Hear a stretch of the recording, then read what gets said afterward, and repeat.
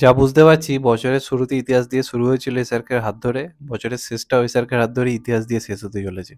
যা বুঝতে পারছি মানে বছরের শেষ আর শুরু, তার মাঝে আবার জওয়ান মানে এসআরকে যা করতে চলেছে অবিশ্বাস্য। এবং আরেকটা ব্যাপার বলি, কলকাতায় আমার মনে হচ্ছে কারোর পক্ষেই টেকা খুব মুশকিল হয়ে যাবে, কারণ এসআরকে যখন কলকাতায় পা রাখে কী হয় আরও একবার প্রমাণিত। এবং আমিও কদিন আগে যখন পোল ক্রিয়েট করেছিলাম সেখানে সত্যি কথা বলতে হিন্দি সিনেমায় জিতেই যাবে, দেবের সিনেমাকে টেক্কা দিয়ে, এটা আমার চ্যানেলে খুব কম হয়েছে। দেব বা জিতের সিনেমা থাকলে হিন্দি সিনেমার যারই হোক না কেন টেক্কা দেওয়া খুব চাপ হয়ে যায়। কিন্তু আমি অবাক হয়ে গেলাম যে ডাঙ্কি এবার সেটা করতে পেরেছে। আর মানে কি, এই সিনেমাটা সেরকম প্রমোশন টমোশন সেইভাবে কিছুই হচ্ছে না, কিন্তু গ্রাউন্ড লেভেলে হাইপ দর্শকের মধ্যে এমনিই রয়েছে। তো যাই হোক, অনেকগুলো ব্যাপার নিয়ে কথা বলবো, তার আগে এই ব্যাপারটা নিয়ে লাস্টে আসছি আমি। তার আগে আরও দুটো ব্যাপার নিয়ে কথা বলি। প্রথম আসি অ্যানিমেল 2 নিয়ে।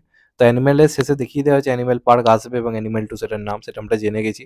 তো এটা নিয়ে বড় আপডেট যেটা সামনে এসেছে, এটা রিলিজ হওয়ার কথা, মানে এটা নিয়ে ভাবনা চিন্তা অনেক পরে করবে ঠিক করেছিল সন্দীপ রেড্ডি ভাঙ্গা, মানে অ্যানিমেল রিলিজ হওয়ার পর।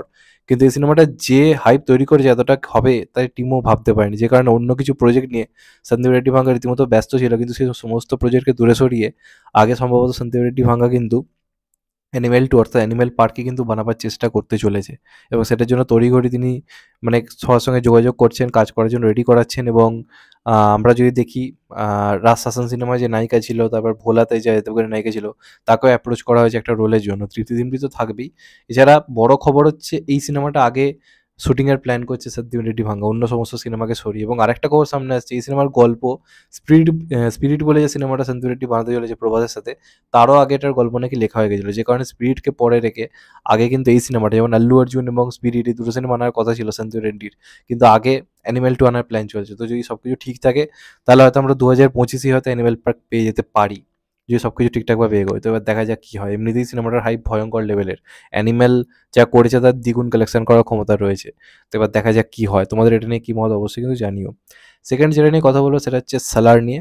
প্রথম যেটা আপডেট দেবো তোমাদেরকে সেটা হচ্ছে এটাই, যে সালারের কিন্তু কালকে ট্রেলার 2 অর্থাৎ রিলিজ ট্রেলার একটা আসতে চলেছে, এমনটা কিন্তু খবর সামনে এসেছে। হোমবেল ফিল্মস থেকে অফিসিয়ালি কিছু জানানো হয়নি, তবে ইনসাইডার নিউজ তারা অ্যানাউন্স না করেও হঠাৎ করে কালকে একটা রিলিজ ট্রেলার, মানে রিলিজের আগে একটা অ্যাকশন ধর্মী একটা ট্রেলার, পুরোটাই অ্যাকশন কাটে ভর্তি একটা ট্রেলার তারা আনতে চলেছে, এমনটা কিন্তু খবর রয়েছে।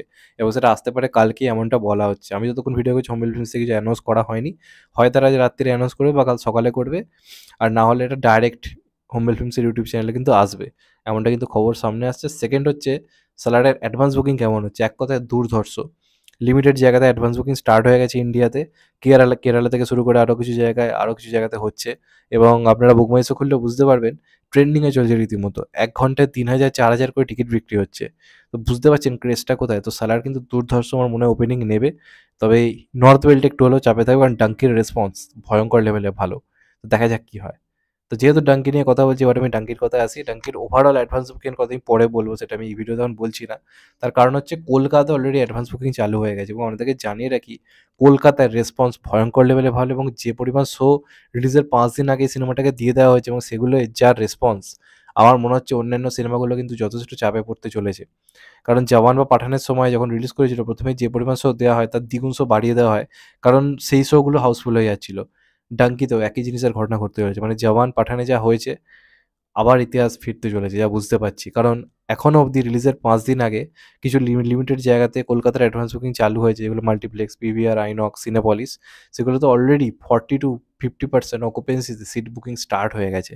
Can you imagine? আপনারা জাস্ট খুলে দেখুন, হু হু করে টিকিট বিক্রি হচ্ছে। এমনকি মাঝে মাঝে রীতিমতো বিএমএস ক্র্যাশ খেয়ে যাচ্ছে। যারা টিকিট কাটতে যাচ্ছে তারা বুঝতে পারছে না যে কী হচ্ছে। অনেক রকম প্রবলেম হচ্ছে, তার কারণ হচ্ছে বিএমএস রীতিমতো ক্র্যাশ করছে। এটাই এসআরকের ক্রেজ। এবং এটা কিন্তু জওয়ান বা পাঠানের মতো সেই বিরাট হাইপ তোলা সিনেমা কিন্তু ছিল না। তা সত্ত্বেও এসআরকের অভিনয় দেখার জন্য দেখুন ক্রেজ কাকে বলে। এবং আমার মন বলছে তৃতীয় 1000 কোটি আসতে চলেছে। তার মানে যে ইতিহাসের আমরা সামনে দাঁড়িয়ে রয়েছে এসআরকে, 1000 কোটির হ্যাটট্রিক একটা বছরে, সেটা সম্ভবত কিন্তু হতেই চলেছে ডাঙ্কির হাত ধরে। মানে ওভারসিজ বাদ দিচ্ছি, ইন্ডিয়াতেই রেকর্ড ব্রেকিং এটা হয়তো ওপেনিং হয়তো নিতে চলেছে। কারণ যা রেসপন্স দিচ্ছে, 21 তারিখ যেহেতু ডাইরেক্ট ক্লাস হচ্ছে না, 22 তারিখ সালার আসছে, 21 তারিখ একটা সিঙ্গেল রিলিজ করছে, সেই দিন একটা ভয়ঙ্কর লেভেলের ওপেনিং এটা নিতে চলেছে। দেখা যাক ডাঙ্কি বা জওয়ানকে, জওয়ান বা পাঠানকে বিট করে দেয় কিনা, তাহলে বুঝতে হবে রাজকুমার হিরানির ম্যাজিক কোথাও গিয়ে কাজ করে গেছে। তো দেখা যাক কী হয়। তো এগুলো ছিল মোটামুটি আজকের আপডেট। চ্যানেলটা নতুন হলে চ্যানেলটাকে সাবস্ক্রাইব করে দিও, and hit the bell icon. ভালো থেকো সবাই, টেক কেয়ার, নমস্কার, আবার দেখা হবে এখন তো ভাই, টেক কেয়ার, ততক্ষণ সবাই ভালো থেকো, সুস্থ থেকো।